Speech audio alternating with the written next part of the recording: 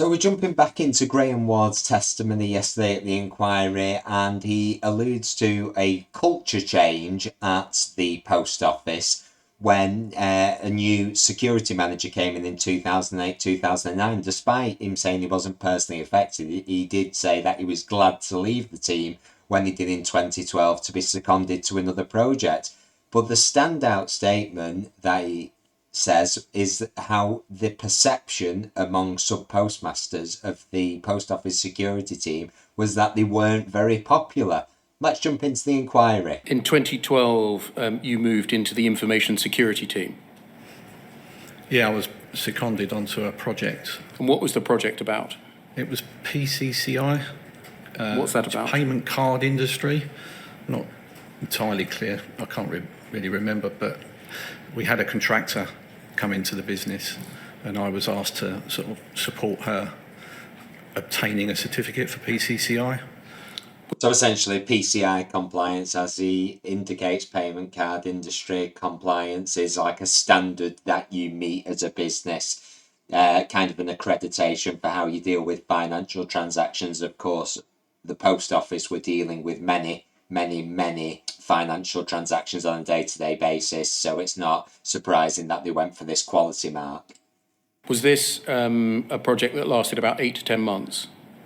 Yeah, I think so, yeah. I stayed in the team for around 10 months, I think.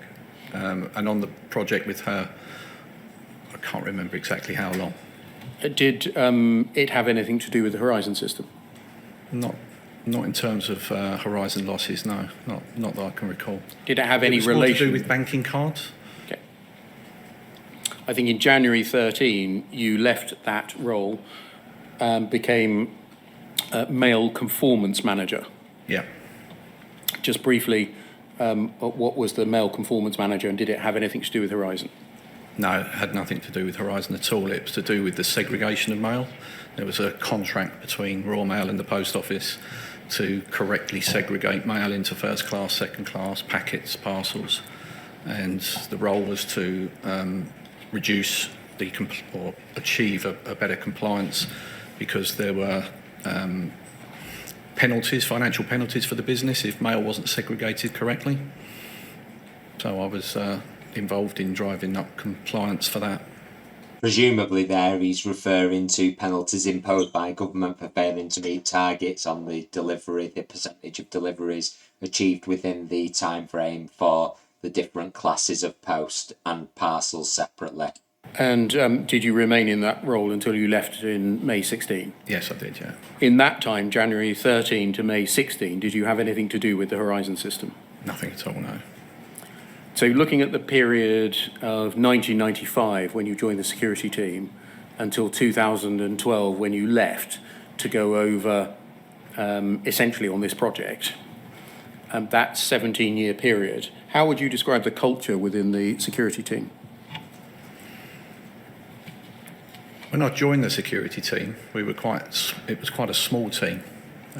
We were regionalised, and it was a great team to work with. There was a really good people working together. It was a good culture, no question about that. I think we became a national team at some point, which again, the culture was always very positive. I was well supported by line management.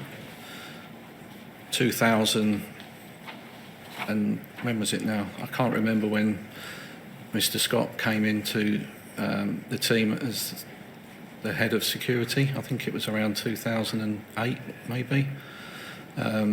Initially it was fine. I remember him delivering a strategy on how the team was going to be taken forward. But the team, there seemed to be a lot of changes from that point on. A lot of senior managers came and left. The team was reduced again. There was a movement from, movement to a hub way of working. So people that were based out wherever they'd been, if they were based out in on the south coast or wherever, the hub for the south was London, and everybody had a requirement to be in London to work which effectively moved a lot of people out of the role because the travel would just been too much. So they had to find other roles within the business, which, was, I think, difficult for a lot of people. The culture changed slightly, but when we moved into head office, it became... Personally, it didn't affect me, but you knew there were rumblings of people not being very happy within the team. So, I was quite happy to leave when I left. So it didn't necessarily affect the sub-postmasters directly, but this previous good culture that he identified that many enjoyed, there was clearly a disturbance in the team with the change in the security manager. What effects that had, we don't know. But it's very interesting to say that there was another reduction of investigators in 2009, because obviously then we're at a pretty much peak of prosecutions, when you'd actually think, if anything, the amount of investigators should be increasing. But it seems that over that period of the 2000s, despite the cases increasing, they seem to actually be consistently decreasing the investigation workforce, which can be affecting their ability to adequately discharge the duties of their roles. When I asked you the question about what the culture was like, you said initially it was fine. Yeah. And then you went on to talk about something else. What was it like after it ceased to be fine? Well,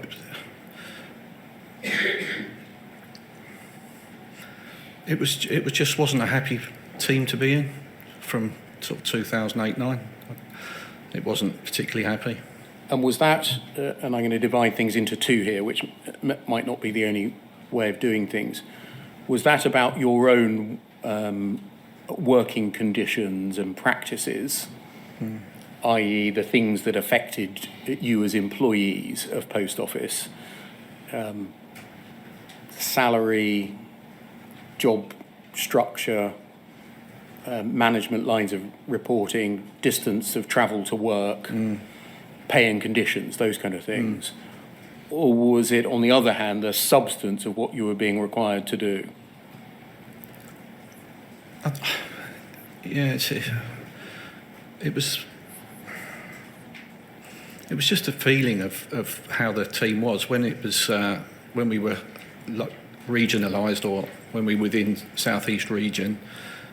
It was more personable.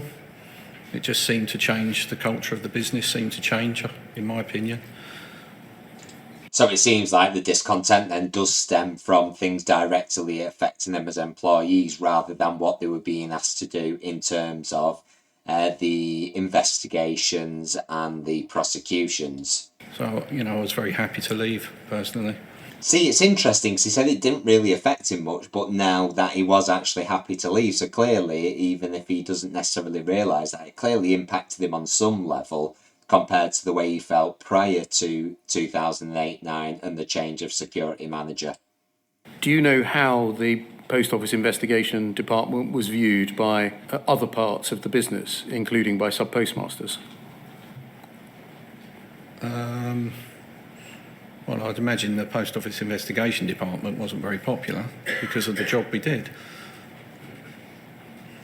I can go back to the days of being an investigator, pre-Horizon. We had a very good relationship with the Subpostmasters Federation at that time. They were very supportive of the work we were doing in terms of the pension allowance frauds. They were always invited to interviews and what have you, so we got on very well. But I don't know how the relationship with the Federation developed after that. Seemingly, it broke down to some degree, you would imagine. Otherwise, if the good relationship has continued, he would be able to identify that, because at this point, he was still in that role for a number of years afterwards. You tell us in your witness statement that after the Post Office separated from Royal Mail Group in about 2011, prosecutions were dealt with by a senior lawyer, Jarnail Singh, and external solicitors. Yeah. Jarnail Singh was obviously called before the inquiry about 30 inquiry days ago, so a couple of months ago now. to give his evidence, which we will circle back round to just analyse what he said at the time. You submit files to Mr. Singh at all? No, we didn't have case files as financial investigators. We would have submitted, our restraint orders and Section 16 statements for confiscation through Mr. Singh, and we would have sought his approval. We needed authority from senior authorising officer and also, Mr. Singh before we did anything.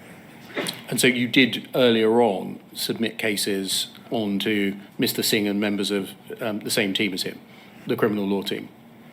So before you were a financial investigator.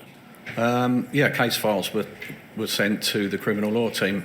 As I say, I didn't have any case files when Mr. Singh joined the post office. We would submit case files through the criminal law team that were based in Croydon. I think Mr. Singh was part of that team.